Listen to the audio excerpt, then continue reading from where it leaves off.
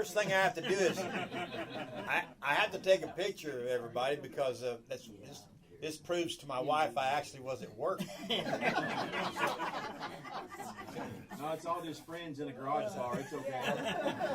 Yeah, she says, no, you give that phone to someone else and you're someone that's take the picture. Occasionally, to me, we get to have somebody who not only do we love, but who Texas loves. And this man loves Texas. Well, I used to. What? No, I do. I don't know a better representative of the singer-songwriter community than Butch Morgan. Well. You're going to see why.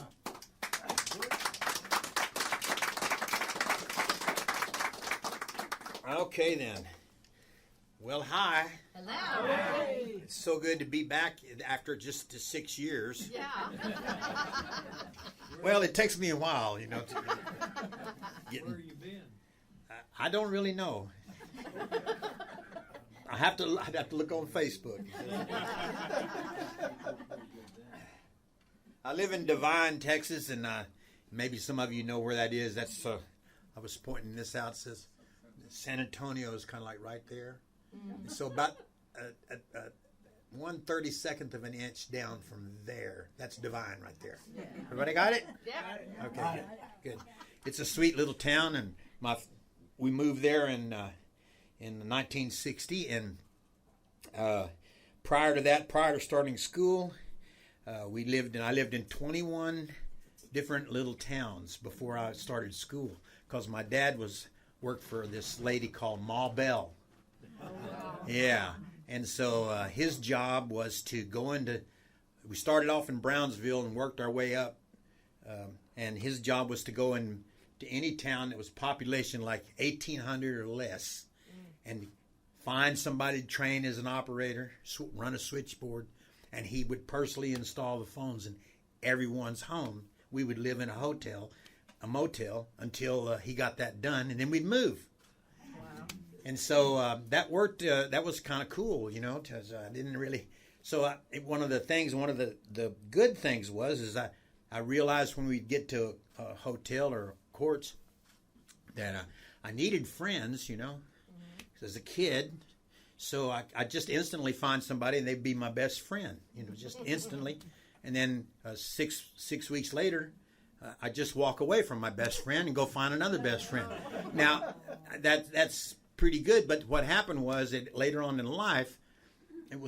on in life when I discovered that being a good friend was a responsibility. And I didn't know that. And so it was very hard for me to really make friends and to keep friends, because I didn't know how to do that. I knew how to make them happy for a few minutes and then see you later, and then and I was out of there. So another thing that happened, I'm just setting this up here so you know where this craziness comes from. My dad would take me to any little coffee shop that would be in the town where we would be living, and had this incredible imagination, even as a little kid. And so taken there for coffee with the boys before they went to work, the men in the phone company, and he would set me up on the table and tell me to make up a story. And I'd just make up a story, just on the spot. So he called it storytelling. So that was different than lying. It's a fine line, though. It's a very fine line. So I grew up thinking that it was okay to tell stories. And so my mother would always ask me, now, are you lying to me or are you telling me a story? That's a lie, Mama. And so, but it worked good for me in many ways. And I'm grateful to be here and grateful for the gifts that I have. God has blessed me in so many, many ways. And one of them is I get to meet beautiful people like y'all. And happy Mother's Day.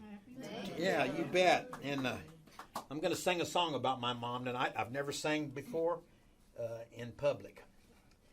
And so, but not right now. Right now we're going to do something else.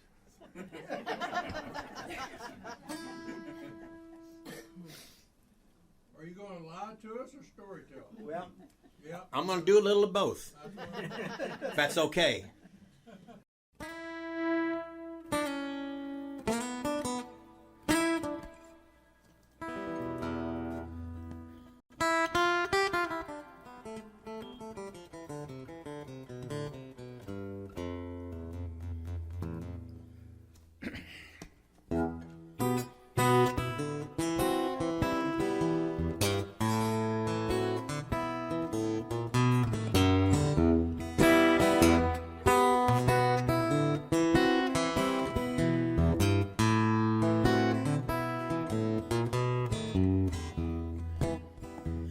Well, this old black crow sitting on a fence, trying hard to look intelligent. Silly old crow acts like a fool, but he's lost his soul. He just don't know that yet. Hey, old black crow, nobody likes you. Got a nasty squawk. You got a bad attitude, mean old crow. You got a one-way heart. He only does what he wants to. He's a mean old crow. Lies to his mother, steals from his brothers just for grins. He's a nasty old crow. Cusses his neighbors, even birds of a feather do not call him a friend.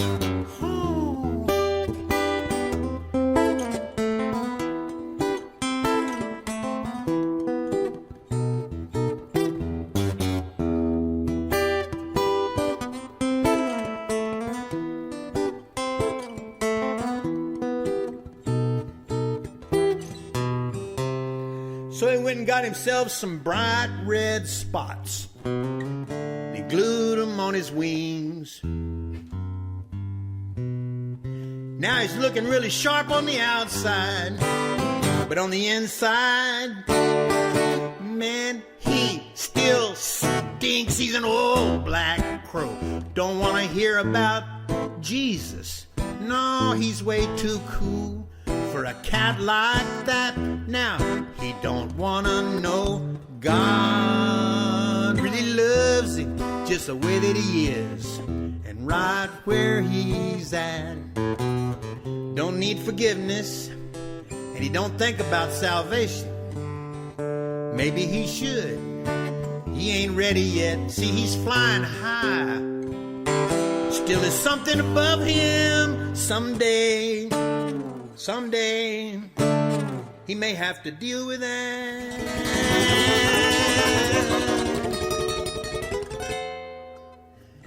Now this old black crow, ooh, he looks familiar. You know, he reminds me of someone I used to know. And I thank God daily, 'cause I can clearly remember when I used to be that old black crow.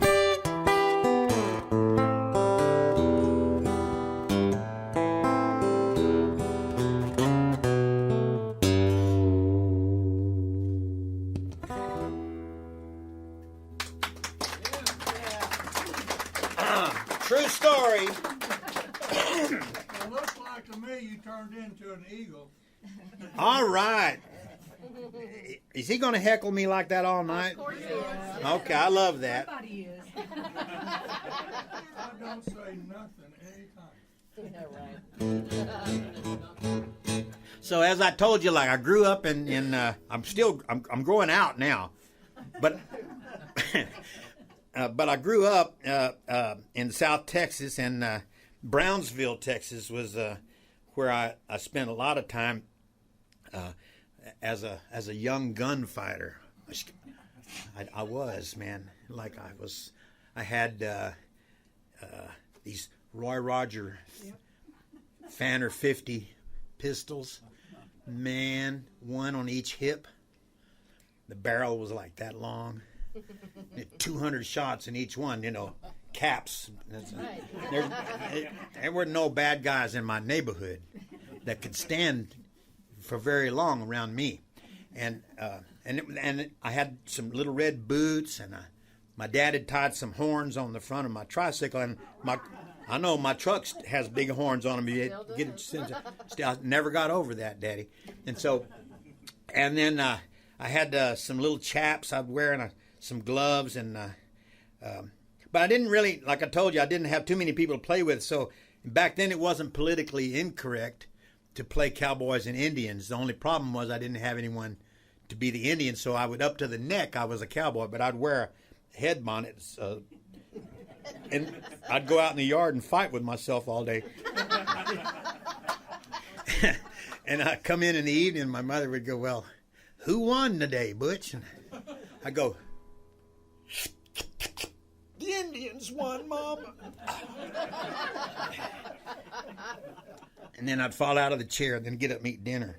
But it was really cool. Those guns were cool. Like the problem that I had was if I wore the guns like down where like John Wayne would wear his gun, or one of those Clint Eastwood, one of those guys would wear their guns way down there where you could.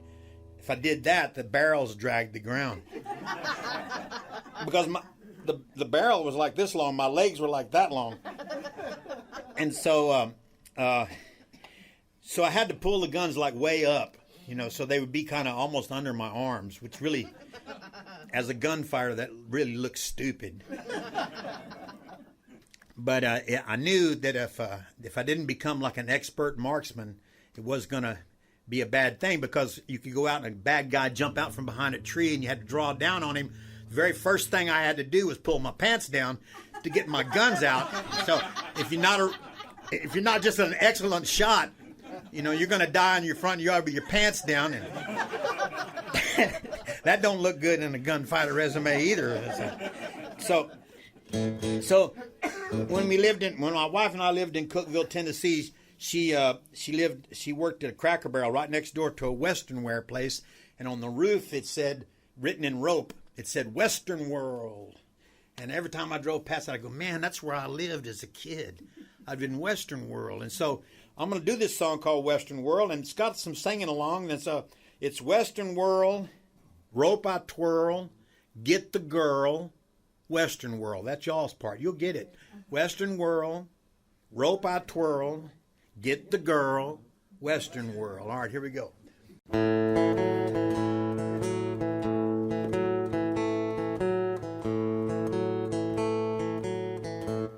I'm the hero in my Western world. Wear a white hat and a rope I twirl. I save the town and I get the girl.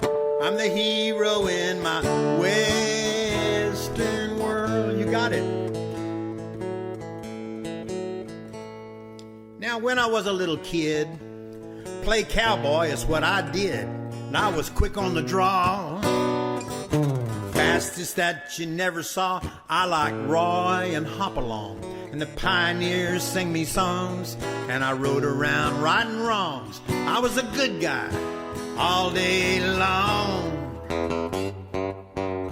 I was the hero in my Western world. Rode a white horse and a rope I twirl. I save the town and I get the girl.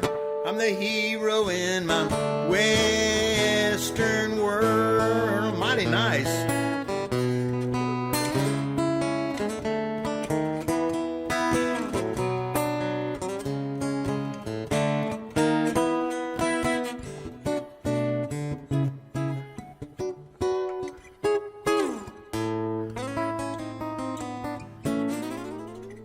Yeah, but in reality, I'm just a man. No rope, no spurs, no open land. This is what I've come to know.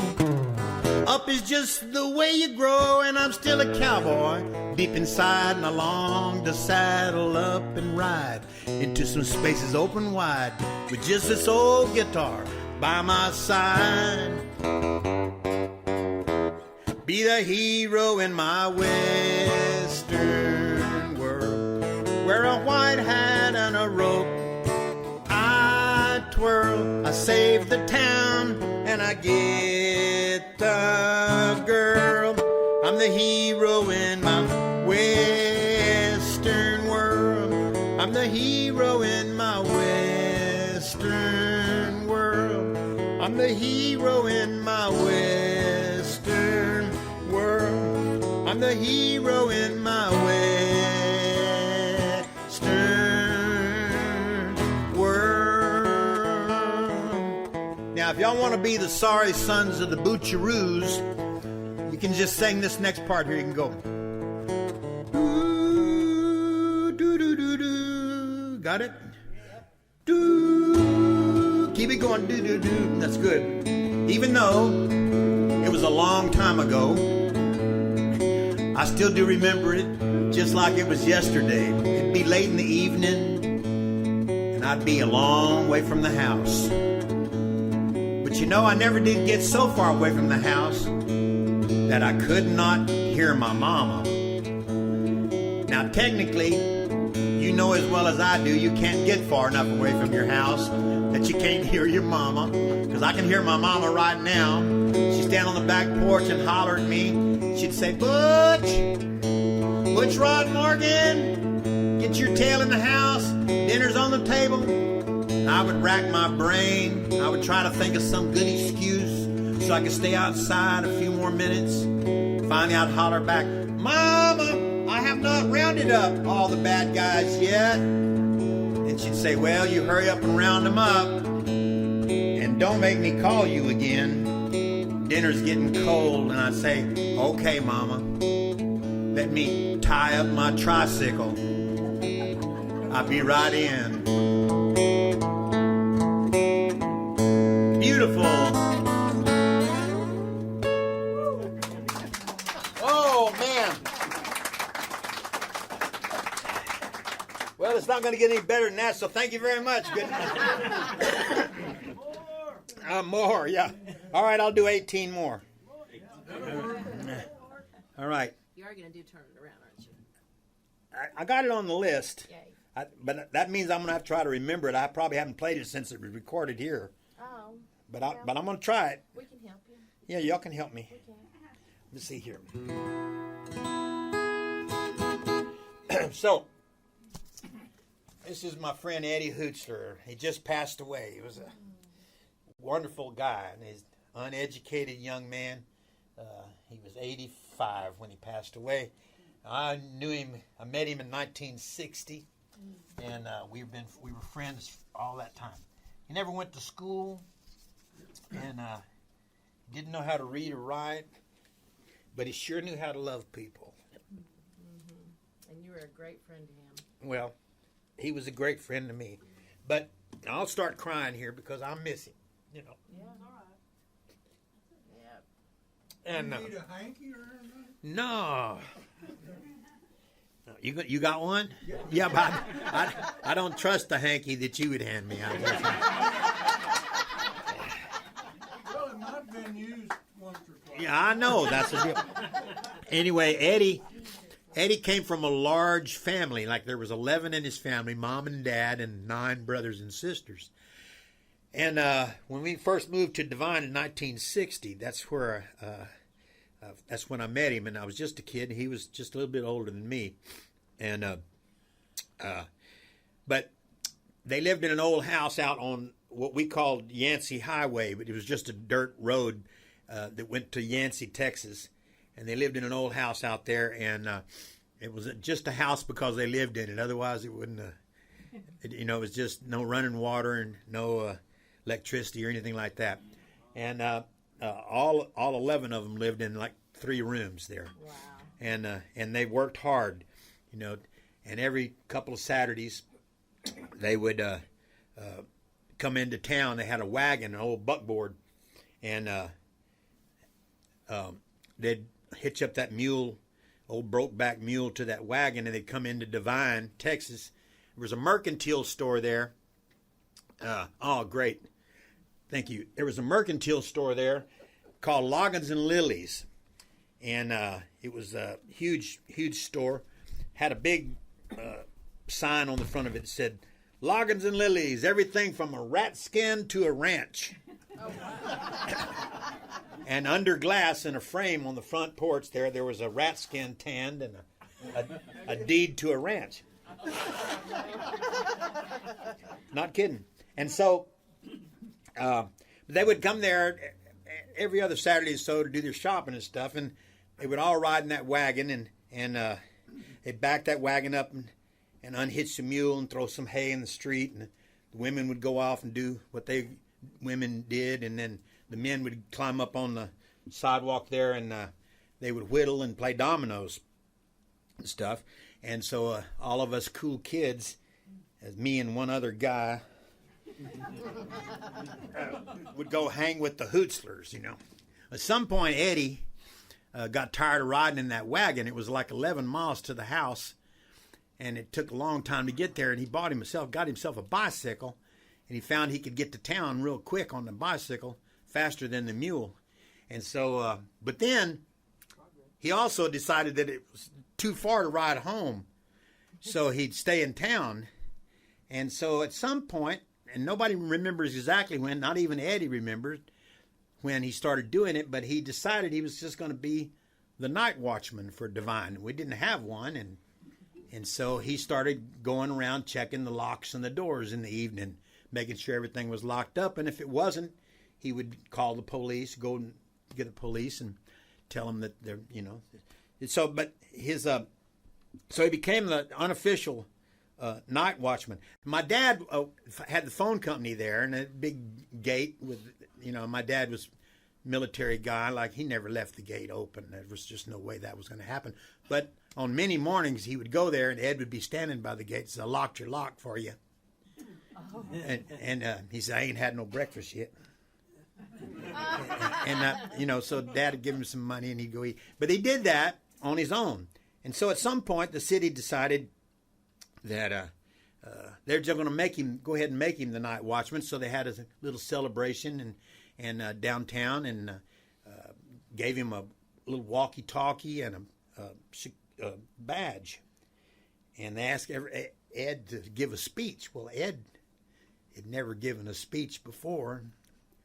He came up to the microphone and took his hat off. "Thank you. I don't really want a job."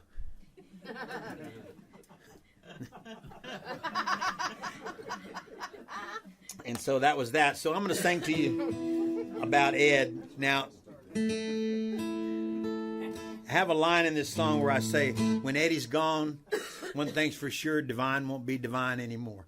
And I thought about it when I wrote that line, that one day when I sang that song, he was going to be gone. Yeah. And so I debated on what to do about that when it happened, when it was going to happen. And then I decided, well, heck, I might die before him. You know, so I didn't want to do anything. So I decided I was going to leave it just the way it was, because that way he's still alive. Yep. Right, so let's just do the song. Let's see if I can do it without blabbering like a baby.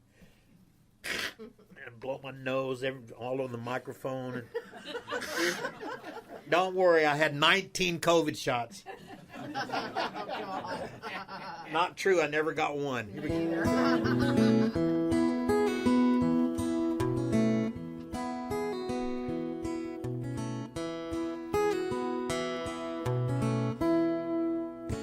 There's a guy in my hometown. He just rides a bike around. Weathered face, calloused hands. He's got a belt buckle bigger than a frying pan. Yeah, but he ain't seeking wealth or fame. Eddie is his name. Now, the first time I saw Eddie, you know, I thought he'd passed away, because he was laying in a wheelbarrow out behind the War Horse Cafe. I ran inside, I yelled, "There's a guy out back. I sure think he's dead." The sheriff said, "No, he's just sleeping, boy. That there is Eddie. Yeah, there's a guy in my hometown. He just rides his bike around. He's the self-appointed security guard. Checks the locks and the doors after dark. But you know I would trust him with my life. My favorite dog, my pocket knife, Eddie. Eddie. Now Eddie, he lost most of his family back in 1968. They headed home in that old wagon, and the hour had gotten late. Somewhere out on Yancey Highway, this car came around the bend. There were no lights on their old wagon, and that was the end. But not for Eddie. There's a guy in my hometown. He just rides his bike around. Yeah, he spends a lot of time at the coffee shop, but he never has to pay for a single drop. Now when Eddie's gone, one thing's for sure, Divine won't be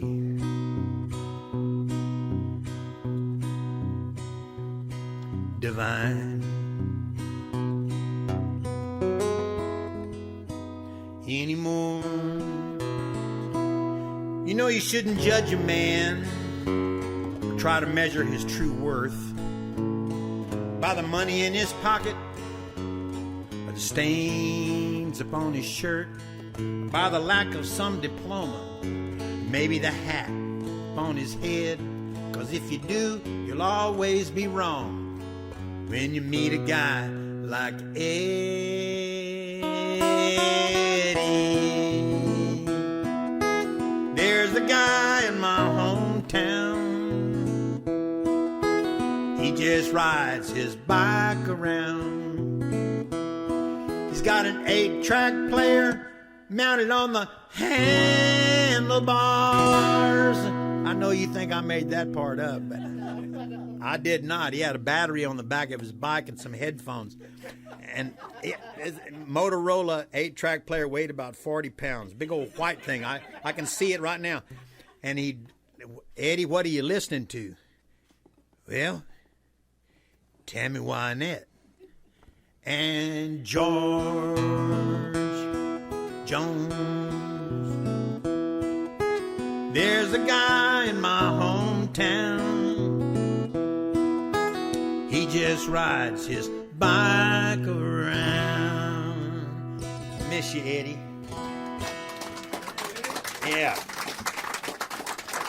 Woo! Well, we made it through.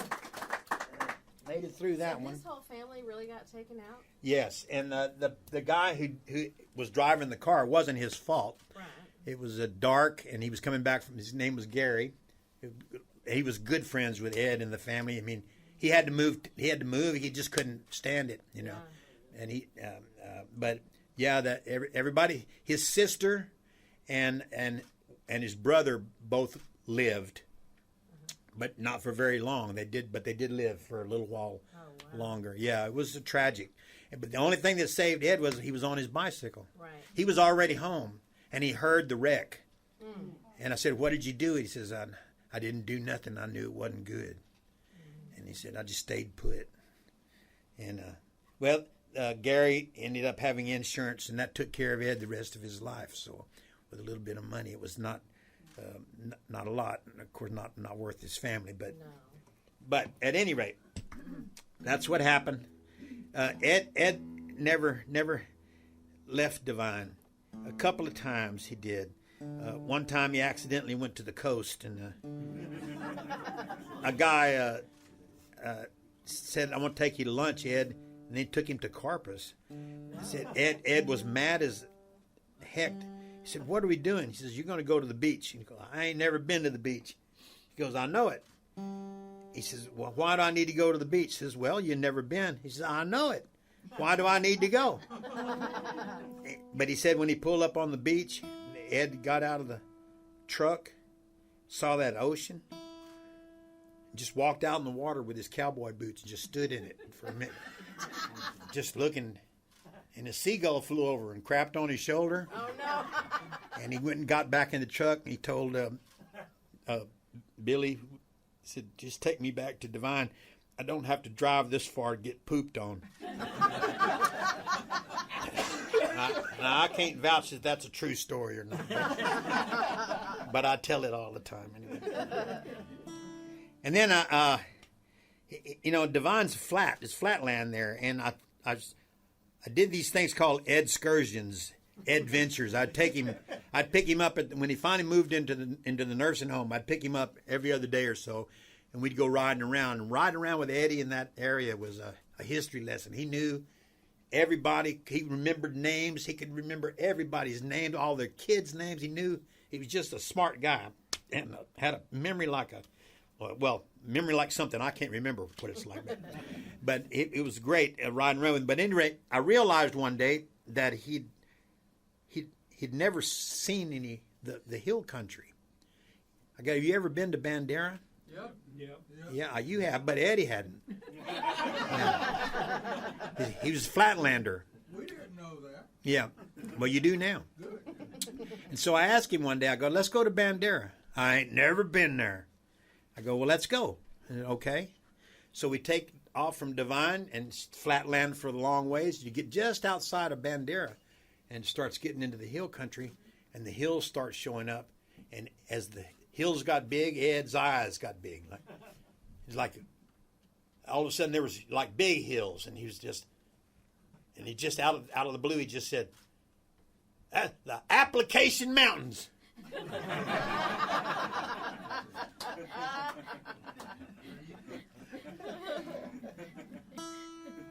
All right. Well, it's Mother's Day, and so I'm going to sing a song about my mama. Now, I don't think I've ever played this for anyone other than myself, but I'll play it for y'all tonight since it's Mother's Day. And, I had a lot of information. My mother, I had a great mother and a great father, too. Ozzie and Harriet was our house, and so I was a very blessed young man. So, anyway, I'm going to do this right now. Let's see.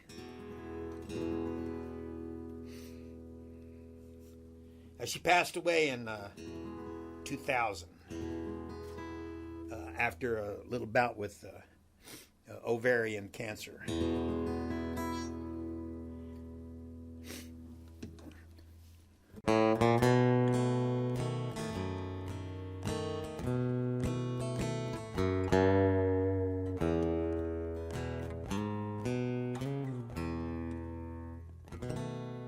I miss. How many of you still have your moms here? Right there.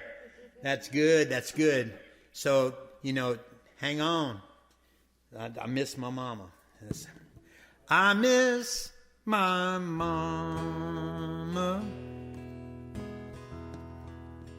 Oh, her sweet love. Those before breakfast kisses. And the after-school hugs, red hair and green eyes, certain way that she smelled, talcum powder and Aquanet, with just a hint of Chanel. Now mama was justice,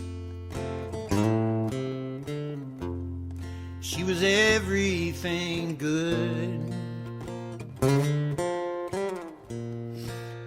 No one stood with me.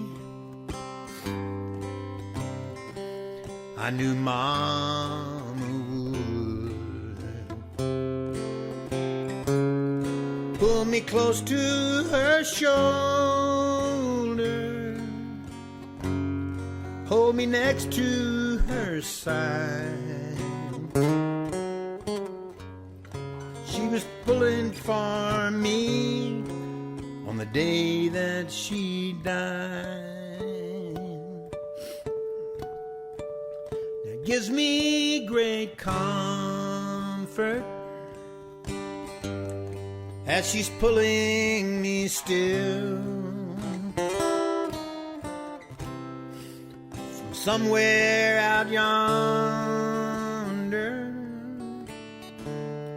just over the hill. I know this feeling, it ain't going away, 'cause I miss my mama every day. I miss my mama every day.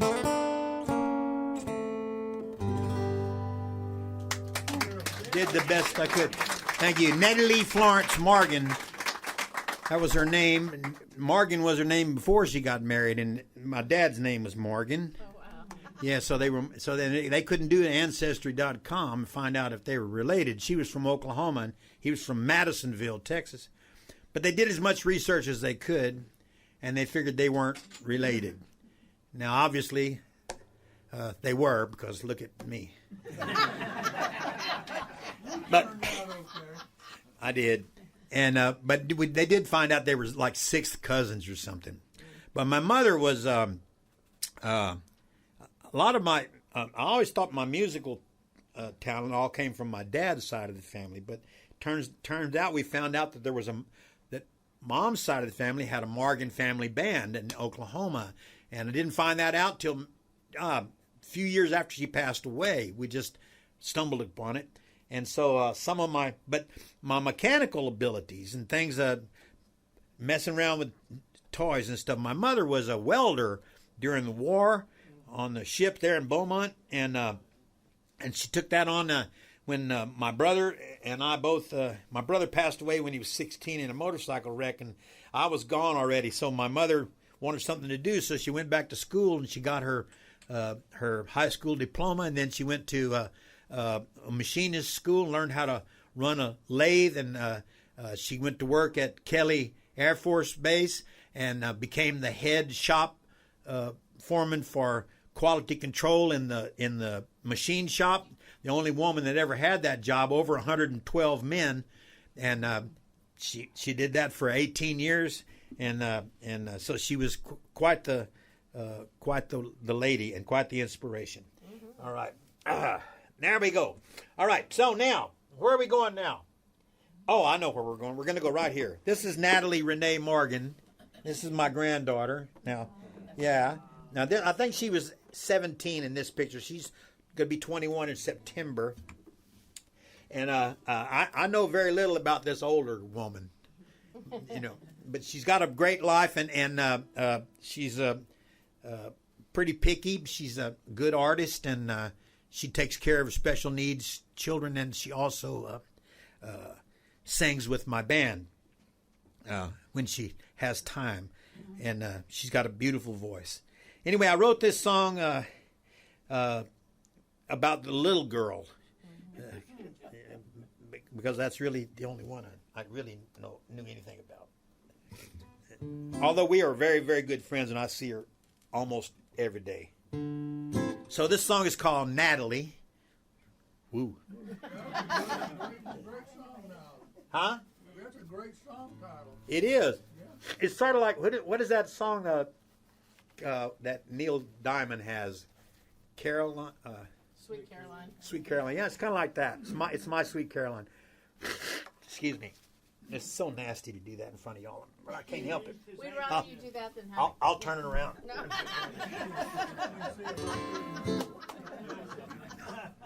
Then we have to see it twice to turn around. Here we go. So I called her on the phone. I go, Natalie,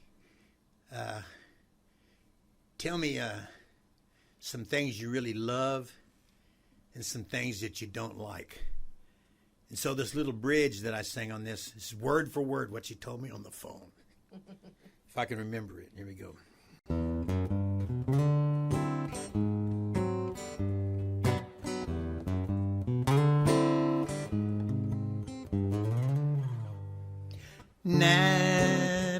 Natalie, you are a dream come true. Natalie, my world's a better place because of you. I remember when I could hold you in one hand. You were just this tiny little thing. Now look at you, just look at you, all grown up. Oh, it makes my heart wanna sing. Natalie, you are a dream come true. Natalie, my world's a better place because of you. You love people and puppies and parrots and kittens and horses and goats and pigs and chickens and almost every other creature on the planet. But mosquitoes and roaches and ants and those weird spiders with the scorpion tails, you do not hesitate, you squish them flat. Nat, hey.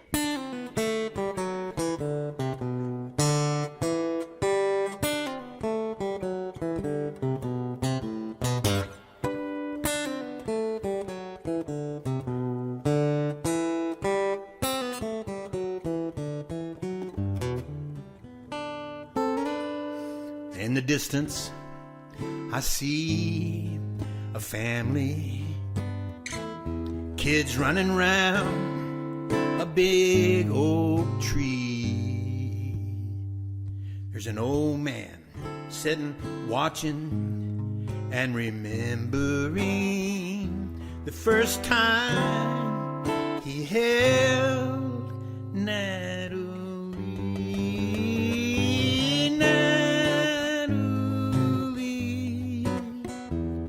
May all your dreams come true. Natalie, this world belongs to you. This world belongs to you. Yeah, this world belongs to you.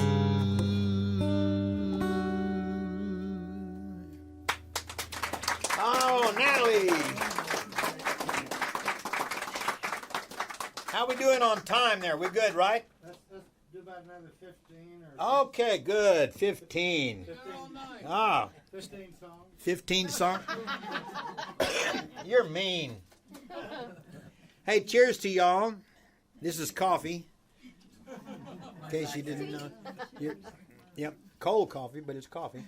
I like cold coffee. I like cold coffee. Oh, we can get you another cup if you like. That's good. Let's do so I had a good friend. Maybe y'all know this guy. I don't know if he ever played here or not. Rex Foster. Yes.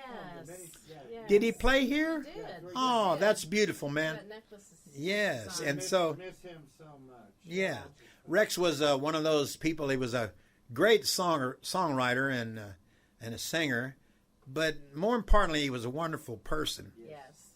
and a sweet. And I met Rex in 1967, and 69 when I first got out of the service. there was a little bar in San Antonio called the Bijou, and he was playing there every Monday night, and my band at the time was playing there on he would play early and we'd play Monday night late, and so we got to be really, really good friends. And so but one of the things that Rex did was he made jewelry, and that's where I got this little necklace from. And I was fixing to go to Denmark and to do a little tour. And I told Rex, I go, I need something to wear so that people will know I'm from Texas before I say anything. And then I thought, I go, the shape of Texas now. Everybody knows the shape of Texas. Idaho, not so much. You know, you step off a plane in Denmark with a necklace that looks like Idaho. Nobody's going to say anything, but man, when they saw this, they knew. You know, they knew right where it was at. So I wrote this song. It's called "A Little Bit of Texas." So I take a little bit of Texas with me everywhere I go, just like y'all do. Whenever you leave the state, you go get crazy and leave the state for some reason. You come back real fast, but you take a little bit of Texas with you everywhere you go. So that's this song. Is called "Little Bit of Texas."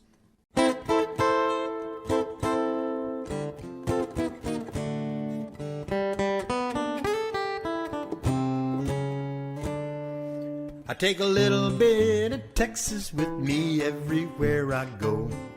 Not a pressed blue bonnet, not a picture of the Alamo, not a Bob or Willie CD, though I love their music so. This little bit of Texas as I roll. Not a pair of cowboy boots or a shirt with cool pearl snaps, not an open road Stetson, not a pair of leather chaps, not my howdy sir, thank you ma'am, my long Texas drawl, and my spurs don't jingle jangle, they play basketball. This little bit of Texas, well, it hangs around my neck. I got it many moons ago from my good friend Rex, and I find it brings me comfort when I am far from home. This little piece of silver and cow bone. Woo!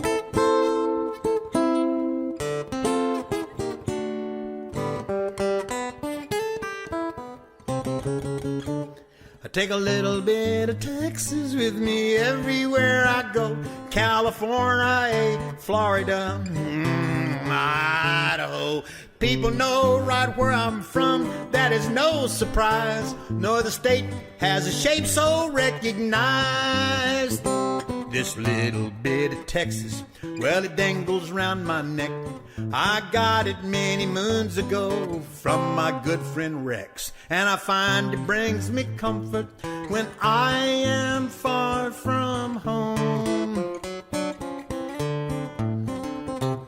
Little piece of silver and cow bone.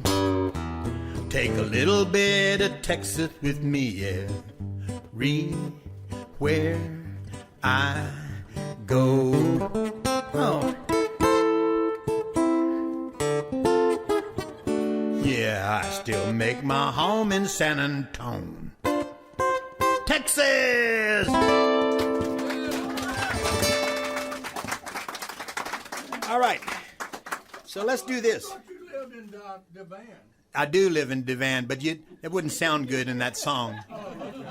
Yeah.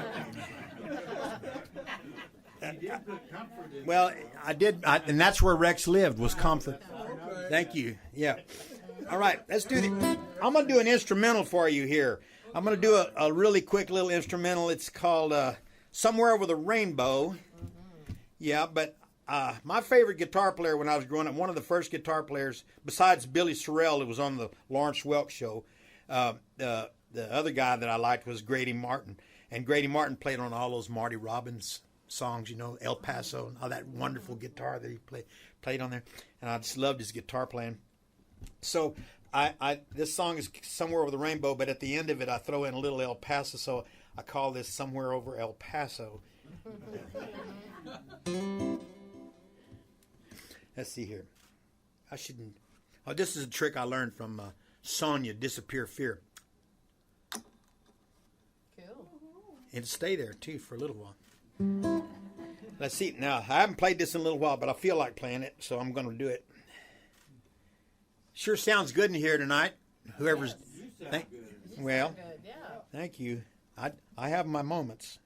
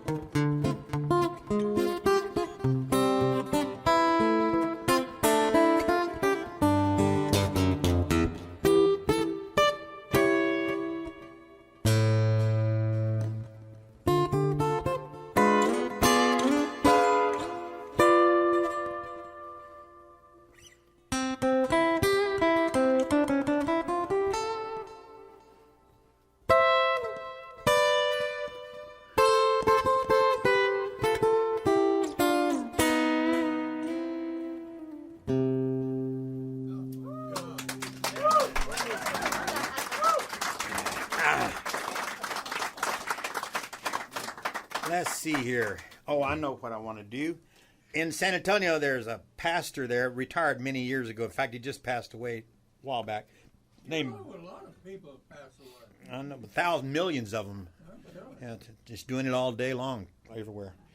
And at any rate, he had a really great church called the Trinity Baptist Church, and was a great man of God. And I had a good friend who was his secretary, lady named Kathy Roberson, and she called me one day and she said, "Hey, Buckner Fanning is the guy's name.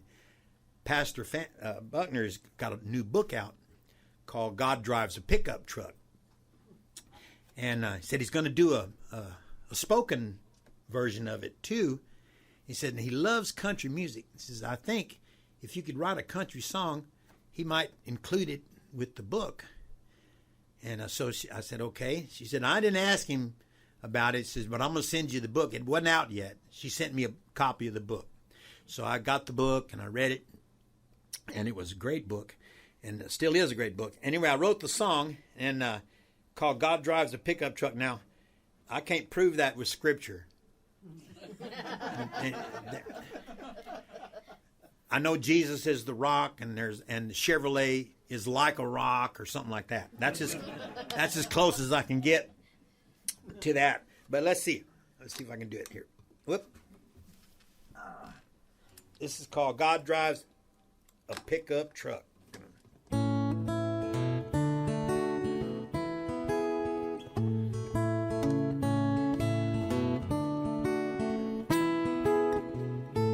Hey, God drives a pickup truck. Stick out your thumb, let him pick you up. When your life's a mess or you're stuck in a rut, that's when he shows up in his truck. Well, it's a big old truck with a big old winch. It can pull you out of any ditch. Heavy duty suspension, all-wheel drive, guaranteed to get you out alive. Holy Spirit powered at light speed, he will deliver your every need. Yeah, anything you face, big or small, he can drive right through it all. And he drives a truck. Get on your knees, let him pick you up. When your life's a mess and you've run out of luck, that's when he shows up in his truck. And his radio, it plays just one song. It's Amazing Grace all day long. Well, he'll drive right through the middle of your life, load up your sadness and sorrow and strife, and haul off those heavy stones of sin that'll weigh you down your whole life, my friend. And then he'll dump them all into the deepest sea, forgive you totally and set you free. Said he's always there, come what may. Jesus is better than AAA, yeah. And he drives a truck. Stick out your thumb, let him pick you up. When you're out of gas or you're stuck in a rut, when your life's a mess and you're all washed up, just get on your knees, he'll pick you up. 'Cause Jesus drives a cross-shaped truck. Beep, beep. God drives a pickup truck.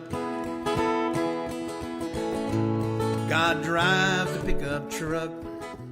Yeah, I remember. I was going somewhere, but I don't remember where I was going. All I know is I was in a ditch, and it was a mess down there, and it was raining, and I was cold and lonely and confused. This truck pulls up, and the window comes down, and a voice says, "Son, where you headed?" And I said, "Well, sir, I thought I knew where I was going, but I really don't have any idea." He said, "Well, I think I can take you where you need to go. You throw that heavy load in the back of my truck and climb in here. Let me do the driving for a while." So I climbed in. I noticed there was no door handle on the inside. I couldn't get out. I took the door handle off myself and threw it away, but I didn't want to get out. And I ain't getting out. Yeah. God drives a pickup truck.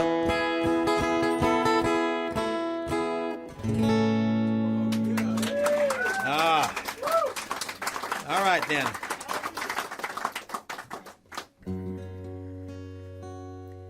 Yodel. I don't yodel, but I'm going to do it on this song here. Yeah. This is a little song I wrote about. It's actually about the profession I'm in. And what I chose to do was to be as different as possible. You're doing a good job. Thank you so much. I was encouraged to be myself by my parents. And they said, "Yep, I'm blessed by that." And my dad knew at an early age that for me that I wasn't going to be like a doctor or anything, or I probably wasn't going to go to college, So my parents afforded me this opportunity to do what I do. It was through their hard work that I get to run amok. But I always heard, I had a good ear for melody, and I started playing trumpet in the 4th grade. And but learning to read music was like, I just couldn't do it. It was a headache. I was much faster if I could just hear the song. I could play it. And so I never made it to first chair, because in order to be a first chair trumpet, you had to be able to read music. So I let Bill Bain be first chair because he could read music. I'd just sit next to him and I'd act like I was playing. I'd let him play it through, and then I'd play it the next time. And I could do it. And so that was what I had, was the ability to hear melody. And it was always a little different than anytime at the high school marching band, when they needed something special, band director would call me out. Let me ad-lib a little bit. So let's see here. This is called Singing Wind. Singing Wind. Let's see. Yeah, I can do this again. Here we go.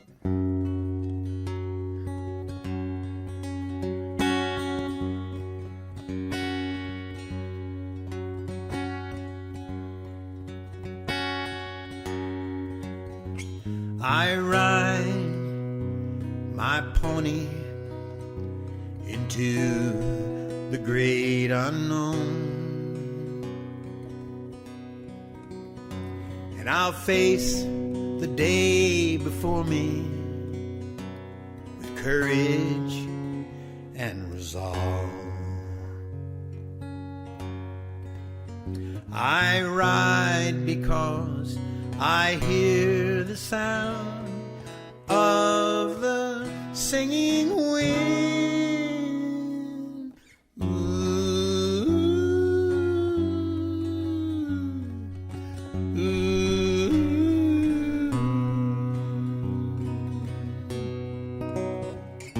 Some ride for money,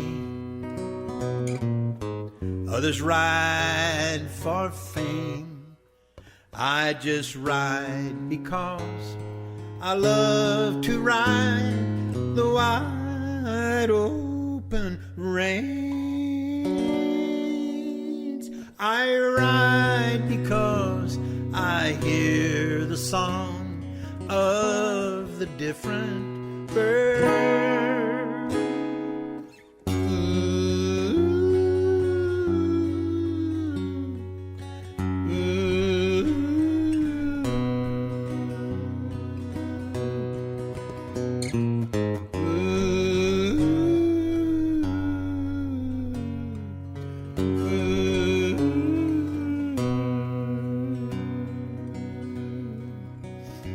So I ride my pony into the great unknown, and I'll face the thing before me with courage and resolve.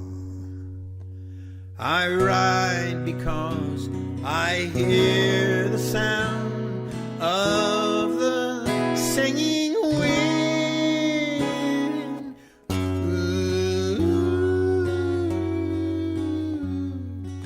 ooh,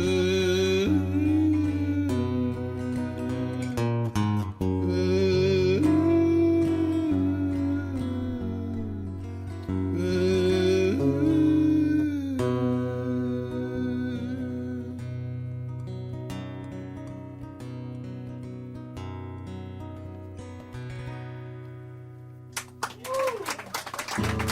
All right, one more. All right, good. My wife's name is Barbara. She's a lovely, lovely woman and very tolerant, obviously. And she loves it when I tour because she gets to keep the remote to herself. Doesn't have to watch car shows and stuff. Yeah. Yeah. But at any rate, she's this song is not actually, well, yeah, it is. I act pretty tough. I'm not. I'm a little crybaby, as you could already see. But I mean, just give me some little something like the sniffles or a hangnail. And it's, oh, you bring me something. Give me. So, she, on the other hand, is like a little hurricane. So I wrote this song kind of about that. Here we go. It's called Delicate Man. And have any delicate men out there? Yeah, not that will admit it, of course. Yeah, exactly.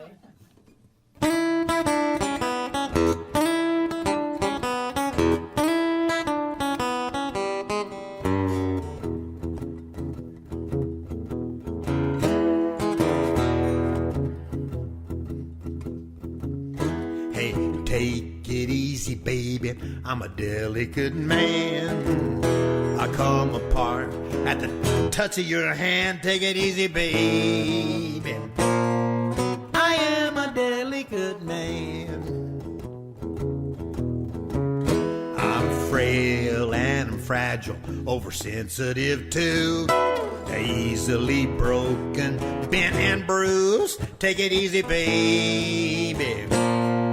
I am a delicate man. I'm a delicate man. Oh, I know I act real tough, but I'm broken easily. Please take it easy on this delicate man. This delicate man. Hey, please take it easy. I'm a delicate man.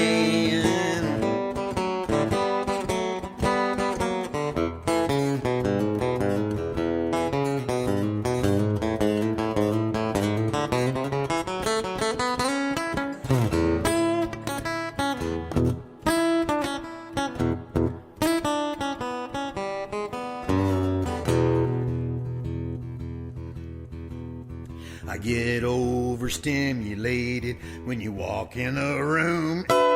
Discombobulated when you do what you do. Take it easy, baby. I am a delicate man. I'm a delicate man. I'm like a dandelion